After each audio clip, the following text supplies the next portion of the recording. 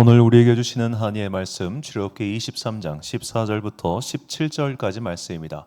출애굽기 23장 14절부터 17절까지 말씀. 저와 함께 한 절씩 교독하시겠습니다. 너는 매년 3번 내게 절기를 지킬지니라. 너는 무교병의 절기를 지키라. 내가 내게 명령한 대로 아비벌의 정한 때에 이래 동안 무교병을 먹을지니 이는 그 달에 내가 애굽에서 나왔음이라. 빈손으로 내 앞에 나오지 말지니라. 맥주절을 지키라. 이는 내가 수고하여 밭에 뿌린 것의 첫 열매를 거둠이니라. 수장절을 지키라. 이는 내가 수고하여 이룬 것을 연말의 밭에서부터 거두어 저장함이니라.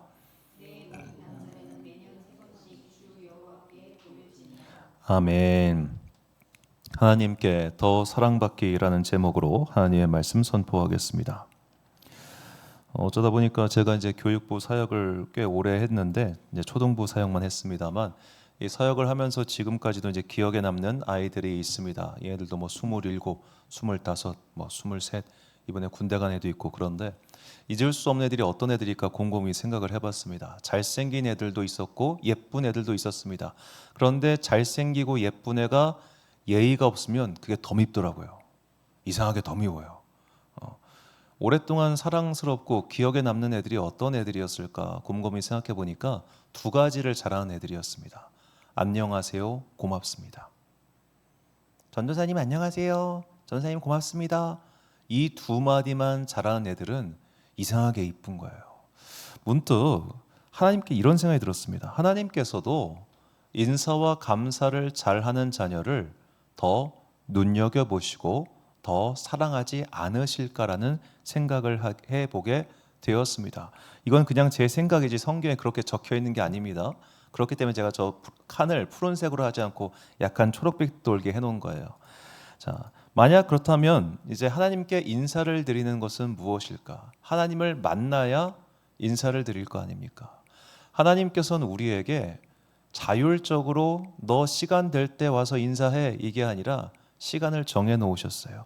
오늘 본문 14절과 17절을 보니까 너는 매년 3번 내게 절기를 지킬지니라. 내 모든 남자는 매년 3번씩 주 여호와께 보일지니라.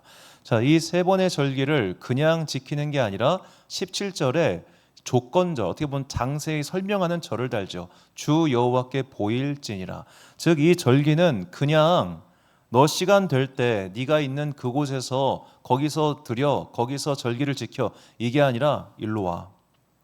귀찮지만 여기 와서 여기서 절기를 지켜 3번씩 이렇게 정해 놓으셨어요. 왜 이렇게 하셨을까 생각해 보니까 자, 우리가 부모에게 안부를 물 때 그냥 전화할 수 있잖아요. 그냥 전화가 어렵다. 뭐 왜 해외에 있다. 이메일 보내던가 여러 가지 수단이 있잖아요. 왜 굳이 오라고 하셨을까?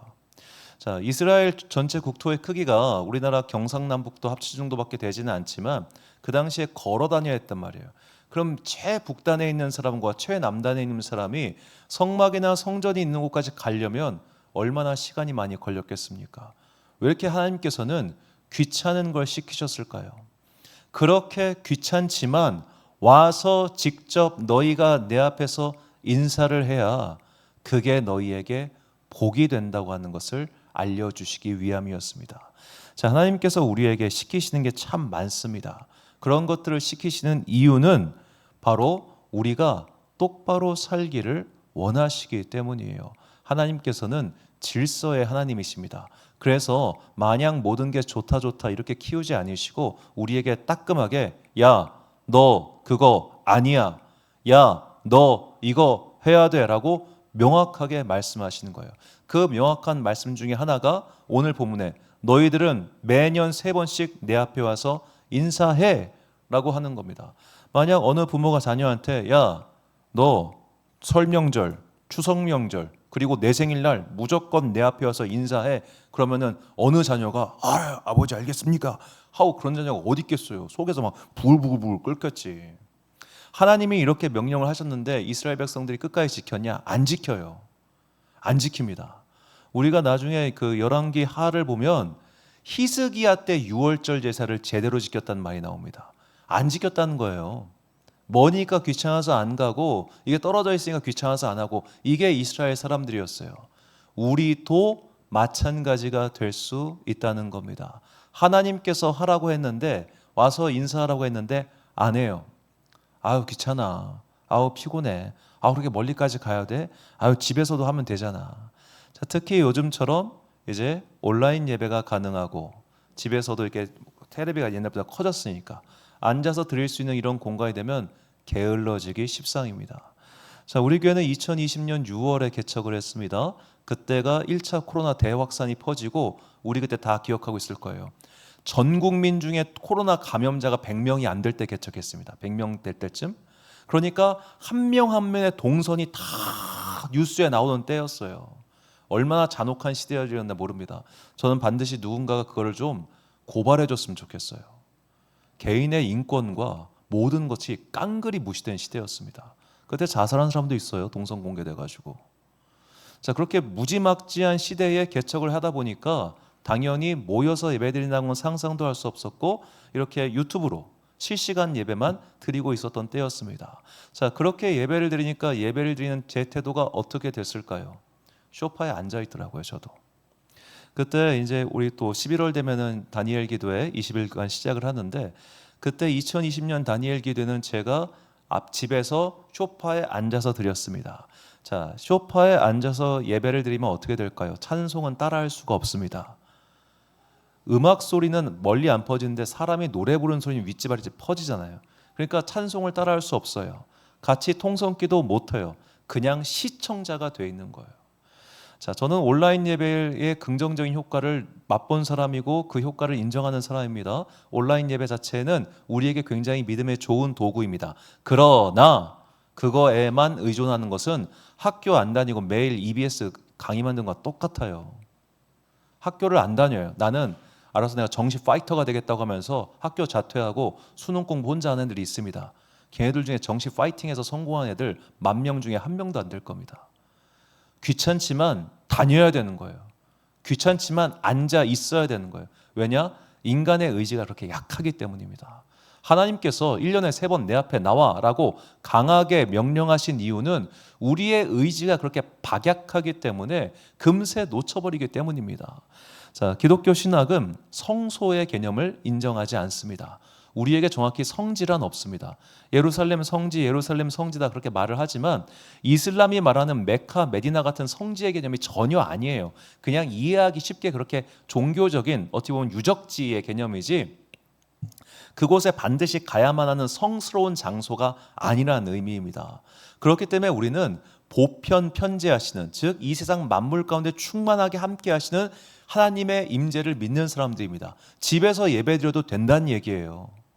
언제 어디서나 하나님께서는 우리와 함께 하시기 때문에 내가 서 있는 그곳이 하나님이 계시는 곳이며 내가 서 있는 그곳이 예배의 장소가 될 수 있습니다. 우리는 예배의 장소에 국한받지 않습니다. 그런데 왜 오늘 이 시간 이곳에 앉아서 불편하게 예배를 드려야 하나요? 우리의 육체가 거기에 하나님 앞에 순종하고 그 질서를 받아들이는데 익숙해져야 되기 때문입니다. 이런 걸 믿음의 훈련 혹은 믿음의 연습이라고 하는 거예요. 힘들죠. 그런데 앉아 있어야죠. 힘들죠. 그런데 버텨야죠. 그러는 과정 속에서 우리는 순종을 배우고 질서를 배우고 하나님의 뜻을 따르는 것을 배우게 됩니다. 그런 자들에게 주님께서 예비하신 복을 주시는 거죠. 그래서 신명기에서 다시 한번 말씀하십니다. 신명기 12장 5절과 6절 말씀해 보니까 오직 너희의 하나님 여호와께서 자기의 이름을 두시려고 너희 모든 지파 중에서 택하신 곳인 그 계실 곳으로 찾아 나아가서 너희의 번제와 너희의 제물과 너희의 11조와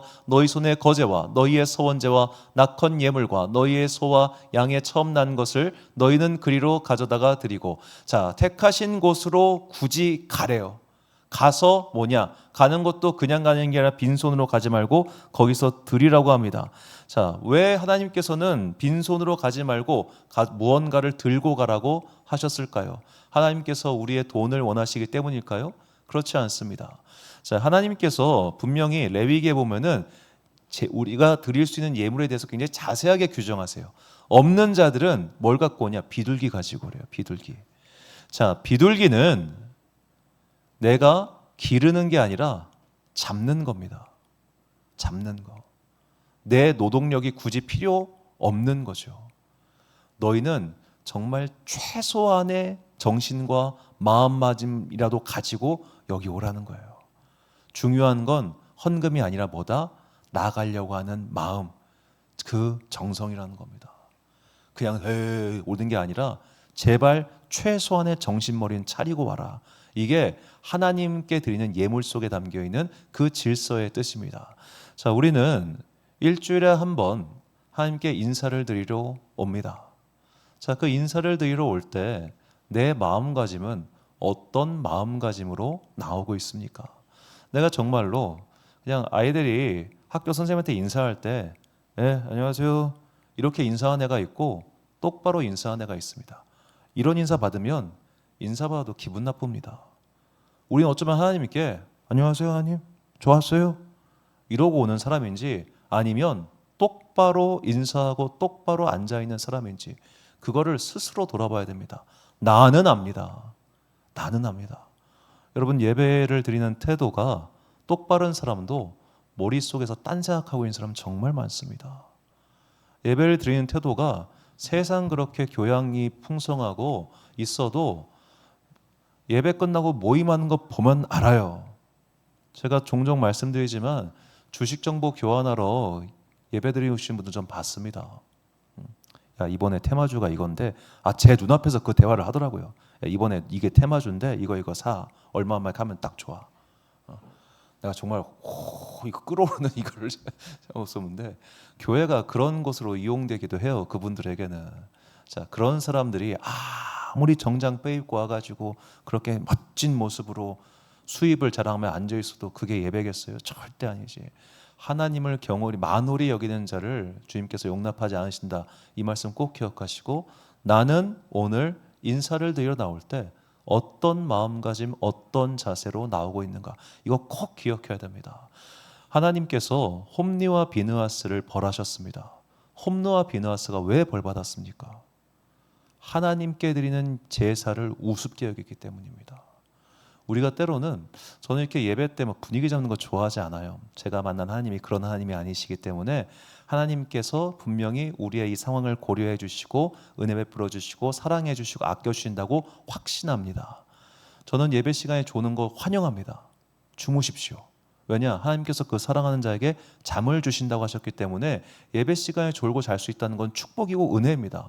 피곤한 몸이 이끌고 와가지고 예배 내가 어떻게든 예배를 드리려고 이러고 앉아있는 게 얼마나 귀한 모습입니까? 밤새고 내가 주일날 와서 예배 드린다는 거 귀한 모습이에요. 그런데 그 마음 가운데 시건방진 마음이 있는 사람들이 있다니까요. 내가 하나님께 인사를 드리러 오는 게 아니라 그래 내가 예배 드려준다. 그래 내가 뭐 교회 나가준다. 이래. 그런 태도는 하나님께 인사를 드리는 것도 아닐 뿐이요. 무엇보다 그런 태도를 가지고 있으면 주님께서 우리에게 주시고자 하는 복을 얻지를 못합니다. 그러므로 내가 예배드리는 태도, 내가 주님께 인사드려 나온 태도, 이걸 스스로 돌아보시고 나는 과연 주님께서 예비하신 그 복 받을 만한 상태가 되어 있는가, 이것을 항상 돌아보시기 바랍니다. 시편 83편 4절과 10절과 11절 말씀을 제가 읽어드리겠습니다. 주의 집에 사는 자들은 복이 있나니 그들이 항상 주를 찬송하리이다.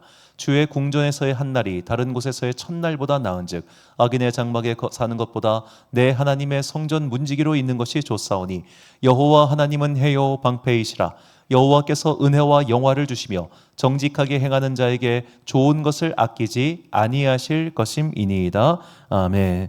자, 주님께 인사드리러 나오는 사람, 하나님을 만나는 사람은 복이 있습니다. 왜냐? 그분께서 복을 주시기로 작정하셨기 때문입니다. 그러므로 우리 다 같이 복 받을 만한 행동을 합시다. 그분께서 복 주시려고 하시는데 내 행동거지가 복 받을 만한 행동거지가 아니면 날아가는 거예요. 오늘 이 시간을 허투루 보내지 마시고 내가 복 받을 만한 상태가 되어 있는가, 항상 그것을 돌아보시며 이미 주고자 하시는 그 복을 모두 취하는 그런 여러분과 제가 되시길 주님의 이름으로 축복합니다. 자, 본문 말씀 15절과 16절 말씀 다시 한번 제가 읽겠습니다. 너는 무교정의 절기를 지키라. 내가 내게 명령한 대로 아비벌의 정한 때에 이래 동안 무교봉을 먹을지니 이는 그 달에 내가 애굽에서 나왔음이라. 빈손으로 내 앞에 나오지 말지니라. 맥주절을 지키라. 이는 내가 수고하여 밭에 뿌린 것의 첫 열매를 거둠이니라. 수장절을 지켜라. 이는 내가 수고하여 이룬 것을 연말의 밭에서부터 거두어 저장함이니라. 아멘. 자, 오늘 본문에서 하나님께서는 너희가 나한테 인사할 때 그냥 인사하는 게 아니라 3번 절기를 지키라고 하십니다. 그 3번의 절기가 이 구약에 나오는 3대 절기인데 그 절기의 내용은 다음과 같습니다. 자, 오늘 보면 어떤 무교병을 먹는 유월절은 이스라엘, 그러니까 구약의 설날입니다. 설 명절이에요. 맥추절은 그 해의 첫 수확을 기뻐하는 절로서 초실절, 첫 열매절이라고도 합니다. 자, 수장절, 초막절, 이때는 한 해를 결산하는 우리로 치면 추석 명절입니다. 자, 맥추절과 추석 모두 다 수확과 관계가 있죠. 유월절, 구원이라고 하는 역사, 즉 이 3가지 절기가 뭐라 좀 관계가 있냐? 감사와 관련이 있는 겁니다. 감사. 나에게 주신 것 감사, 나에게 은혜 베풀어 주신 것 감사, 한 해 동안 무탈하게 여기까지 인도하신 모든 것에 대한 감사를 드리라. 이것이 하나님께 인사하는 것과 하나님께 감사드리는 것, 이것을 우리에게 분명하게 알려주신 거예요. 그래서 오늘 그 신명기 16장 16절과 17절을 보면 너의 가운데 모든 남자는 1년에 3번 곧 무교절과 칠칠절과 초막절에 내 하나님 여호와께서 택하신 곳에서 여호와를 배웁되 빈손으로 여호와를 배웁지 말고 각 사람이 내 하나님 여호와께서 주신 복을 따라 그 힘대로 드릴지니라. 아멘. 자, 감사하는 마음을 가진 사람이 그냥 나오는 게 아니라 뭘 가지고 나오냐? 빈손으로 오지 말고 뭐 들고 와. 그렇게 말씀하십니다. 자, 이 말을 들으면 우리는 굉장히 불쾌합니다. 돈 달라는 거요? 돈 달라는 거예요 지금? 이미 생각이 딱 들겠죠. 자, 그런데 하나님께서는 야, 돈 갖고 와. 이 얘기가 아니에요. 너희가 받은 거 힘대로 가지고 와서 그거 갖고 뭐 합니까? 자, 우리가 구약 제사에서 놓치면 안 되는 게 뭐냐? 가지고 온 것, 그때는 현금이 아니잖아요. 짐승이지 않습니까? 그 짐승은 모두 다 먹을 수 있는 것들입니다. 먹을 수 있는 것들을 살을 벗겨서 화재, 불로 태웠습니다. 웰던 고기입니다. 그 웰던 고기를 어떻게 해야 돼요? 거기서 다 먹는 거예요. 그래서 신명기 12장 17절을 보니까 거기 곧 너희의 하나님 여호와 앞에서 먹고 너희의 하나님 여호와께서 너희의 손으로 수고한 일에 복 주심으로 말미암아 너희와 너희의 가족이 뭐다? 즐거워할지니라. 하나님께 나올 때, 하나님 만나러 올 때, 야, 예물 들고 와. 그런데 그거 가지고 너희끼리 먹어요. 너희끼리 먹어. 자, 누군가는 많은 수확을 거뒀을 겁니다. 누군가는 수확을 못 거뒀을 겁니다. 못 거둔 사람은 먹지도 못한 비둘기라도 잡고 와야 되는 거예요. 왔어요. 그러면은 많이 수확을 거둔 사람이 그거 가지고 나눠 먹으라는 거예요. 왜? 너희들은 모두 다 형제 자매니까. 자, 우리가 괜히 교회 안에서 형제님 자매님 이렇게 부르는 게 아닙니다. 영적 가족이 되었다는 증거입니다. 자, 가족입니다. 자, 여러분 뭐 대가족 분들은 아시겠지만 제가 예전에 모셨던 목사님이 7남매 중 막내셨어요. 7남매 중 막내인데 이 막내가 제일 성공했어요.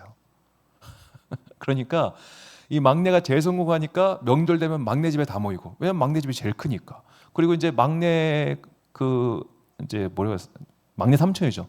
막내 삼촌 직장에 취직하고 막 뭐 한 명이 성공하니까 형제들이 다 같이 뭐 나쁘게 말하면 빨대 꼽는 거고 좋게 말하면 다 같이 협력해가지고 함께 더불어 살더라고. 아, 이게 형제를 여러 명 나면 이게 좋구나. 한 명이 크게 성공하니까 나머지가 다 같이 먹고 사는 거예요. 이거예요. 오늘 말씀하신 게 이거라고요. 누군가는 성공하는 사람이 있었을 거예요. 누군가는 가난할 거예요. 다 같이 모여서 함께 즐거워해요. 이것이 하나님께서 1년에 3번 함께 모여서 그것을 하라고 하신 이유입니다. 하나님께서 우리의 코 묻은 돈 바래서 그렇게 하라신 게 아니라 너희가 많이 벌었니? 그거 함께 나눠. 너 적니? 괜찮아. 제 거 네가 조금 취해가지고 조금 먹고 살아. 이렇게 서로 나누기 위해서 하나님께서는 뭔가를 들고 오느라고 그렇게 말씀하신 것이죠. 자, 그래서 하나님께서는 결국 이 모든 율법을 주신 이유가 무엇이냐? 우리의 행복한 삶을 위해서 주셨다고 성경은 분명히 이야기합니다. 이 말씀은 꼭 기억하고 계셨으면 좋겠습니다. 12절과 13절 말씀인데 제가 읽겠습니다. 이스라엘아, 내 하나님 여호와께서 내게 요구하시는 것이 무엇이냐? 곧 내 하나님 여호와를 경외하여 그의 모든 도를 행하고 그를 사랑하며 마음을 다하고 뜻을 다하여 내 하나님 여호와를 섬기고 내가 오늘 내 행복을 위하여 내게 명하는 여호와의 명령과 규례를 지킬 것이 아니냐? 아멘. 내가 너희에게 이렇게 야 와서 인사해, 야 올 때 빈손으로 오지 말고 꼭 감사할 거 들고 와, 이것을 말하는 이유는 너네가 복받고 잘 살게 하려고 하라는 거야. 그러니까 와서 지키라고. 이게 하나님의 뜻입니다. 우리는 당장 이 말씀의 의미를 잘 모를 겁니다. 왜? 내가 먹고 살기 바빠 죽겠는데? 내가 너무너무 지치는데 그 먼 길 어떻게 가? 내가 살기 바쁜데. 아유 주일날 뭐요? 아유 나 잘 거요. 아유 더군다나 빈손으로 오지 말라고? 너무한 거 아니요? 이런 마음 당연히 들겠죠. 그런데 그렇게 하시는 이유가 있다니까요. 자, 경제생활, 사회생활이라고 하는 것은 반드시 올라가는 때가 있으면 내려가는 때가 있습니다. 자, 장사가 항상 잘 되는 사람 별로 없을 겁니다. 이렇게 틀 겁니다. 직장 생활이 항상 평안한 사람 없을 겁니다. 상사가 바뀌면 내려갈 때가 있고요, 올라갈 때가 있고요, 회사가 출렁일 때도 있고 이렇게 됩니다. 공무원 사회로 다를 것 같습니까? 이번에 또 한 번 바뀌니까 와, 한 번 바뀌니까 와, 왜 없겠어요? 우리의 경제 활동은 이렇게 왔다 갔다 해요. 그런데 자, 경제 활동이 좋을 때 믿음 생활 대충 하는 사람 별로 없습니다. 내가 돈 잘 벌면 모든 게 할렐루야예요. 내가 돈이 많이 들어오면 모든 게 감사해요. 하늘도 아름답고 땅도 아름답고 모두가 다 해피해 보여요. 그런데 항상 이러느냐? 아니라는 거죠. 어려움이 찾아오겠죠. 그런데 이 어려움이 찾아왔을 때 내가 믿음 생활을 굳건히 잡고 있으면 이 어려움의 씨가 짧습니다. 떨어져도 여기까지밖에 안 떨어져요. 그런데 내가 믿음 생활이 이랬어요. 그러면 떨어질 때 이렇게 떨어진다니까. 매일매일 하나님을 만나러 오는 시간, 억지로라도 그의 율법을 지키는 그 시간이 나를 여기다 이렇게 둡니다. 그러면 삶이 떨어져도 통하고 올라와요. 이게 믿음의 회복 탄력성입니다. 어려움을 가도 올라온다니까. 이거를 알려주시기 위해 지키라고 하신 거예요.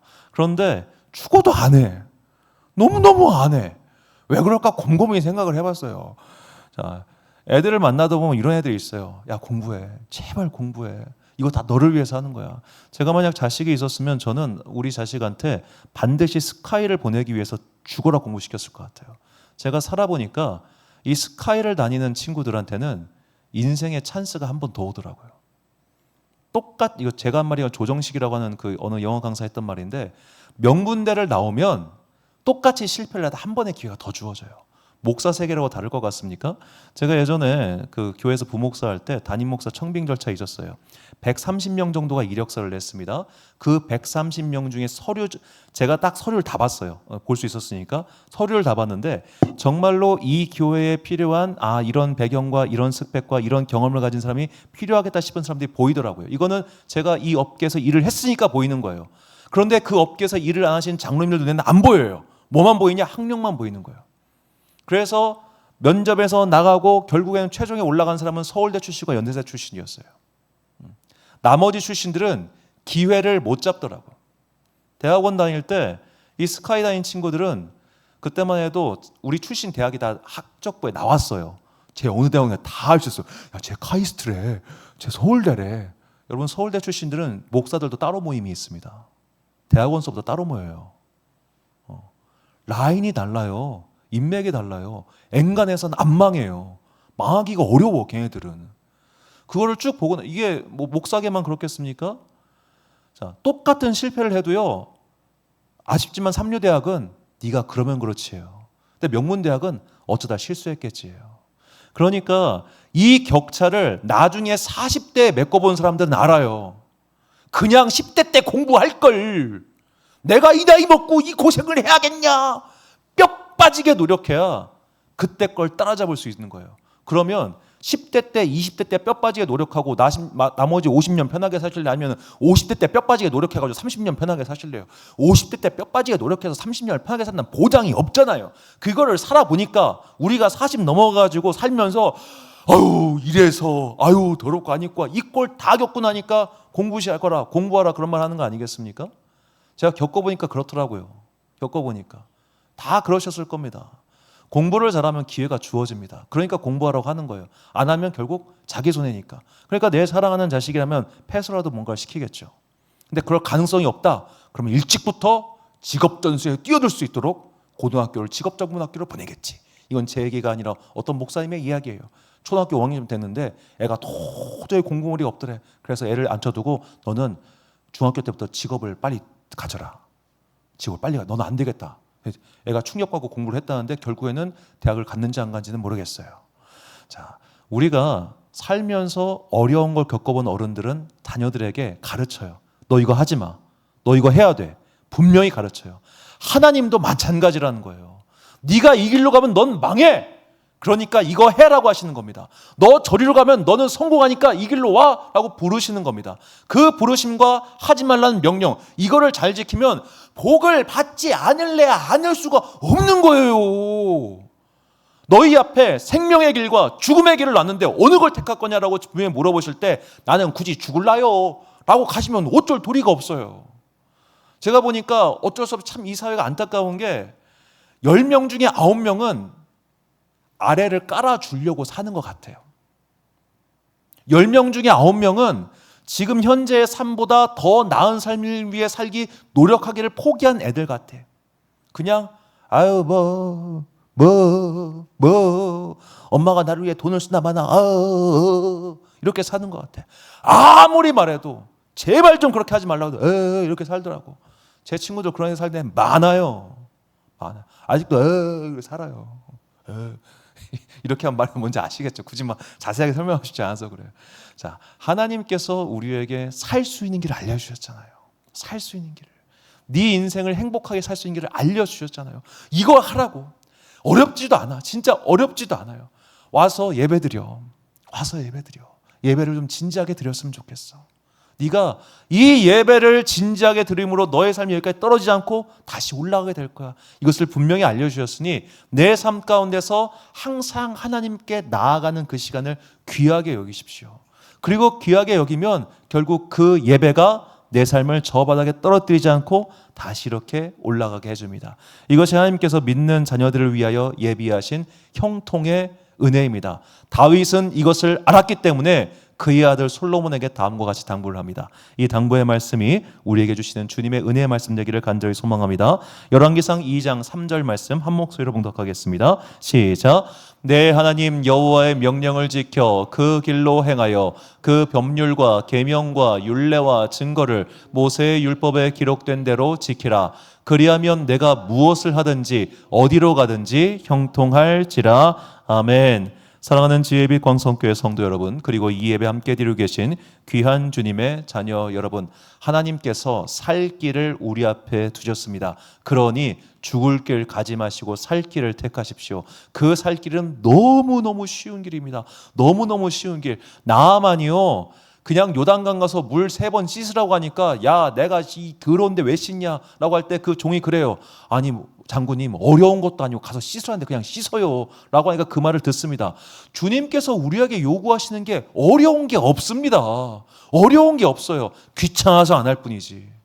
내 마음이 귀찮고 내 마음에 의심이 있으니까 안 할 뿐이지 어려운 게 없다니까. 내가 주님께 인사드리러 오는 이 시간을 귀하게 여기고 그저 하나님께 나의 최선을 다해 드릴 때 내 삶은 바닥에 떨어지지 않고 반드시 형통한 길로 올라가게 될 것입니다. 이 말씀 믿고 이 계명 실천하여 주님께서 우리에게 주시고자 하는 이 지상의 모든 복 다 얻고 천국 가는 그런 여러분과 제가 되시기를 주님의 이름으로 축원합니다. 우리 함께 찬양 주만 바라볼지라 찬양 드린 후에 기도와 축도로 예배 마치겠습니다.